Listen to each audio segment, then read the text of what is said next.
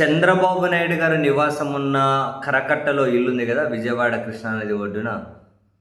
ఆ ఇల్లు అనేది చంద్రబాబు నాయుడు గారు రెంటుకున్నారా, చంద్రబాబు నాయుడు గారి గిఫ్ట్గా వచ్చిందా, లేకుంటే లింగమనేని రమేష్దా, ఎవరిది ఏంటి అన్న ప్రశ్నకు బహుశా తాజాగా లింగమనేని రమేష్ రాజ్యసభకు నామినేషన్ దాఖలు చేసిన సందర్భంగా అఫిడవిట్లో పేర్కొన్న విషయాల్లో క్లారిటీ ఇచ్చినట్టున్నారు.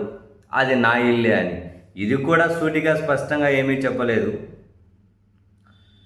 ఉండవల్లి గ్రామ పరిధిలో సర్వే నంబర్ 272, 272 1A, 274లో డోర్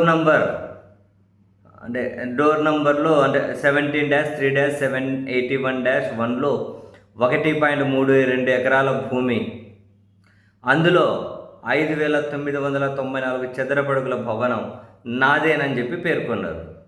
సరే, ఇప్పుడు ఈ సర్వే నంబర్లు ఏవైతే ఉన్నాయో ఆ సర్వే నంబర్లు ఏంటి అంటే కేంద్ర ప్రభుత్వం అధికారిక ప్లానింగ్ కార్యక్రమాలు, అంటే ఆ ప్లానింగ్ కార్యక్రమాలకు ఉపయోగించే సర్వే నంబర్లతో సహా గ్రామాల మ్యాపులు కనుక చూస్తే ఇది residence of chief minister of Andhra Pradesh అని చెప్పి స్పష్టంగా చూపెడుతూ ఉంది. అంటే ఇప్పుడు అది ముఖ్యమంత్రి చంద్రబాబు నాయుడు గారు ఉన్న నివాసం. ఇప్పుడు లింగమనేని రమేష్ ఏ సర్వే నంబర్లు అయితే నావో అందులో ఉన్న భవనం కూడా నాది అని చెప్పారో, ఆ భవనం కేంద్ర ప్రభుత్వ అఫీషియల్ సర్వే మ్యాప్లలో చూస్తే ప్రస్తుతం చంద్రబాబు నాయుడు గారు, అంటే residence of chief minister of Andhra Pradesh అని ప్రస్తుతం చూపెడుతూ ఉంది. సో అది చంద్రబాబు నాయుడు గారు ఉన్న ఇల్లు లింగమనేని రమేష్దేనని, అండ్ ఆ చుట్టుపక్కలగానే ఇంకో 1.5 ఎకరాల భూమి కూడా లింగమనేని ఆస్తిగానే తేలిపోయింది.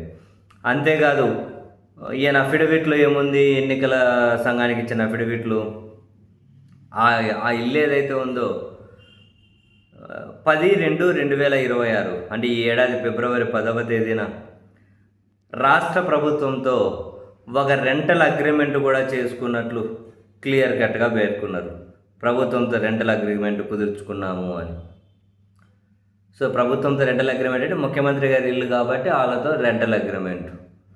సో అది ఇంకా చంద్రబాబు నాయుడు గారు ఉంటున్న ఇల్లు లింగమనేని రమేష్దేనని,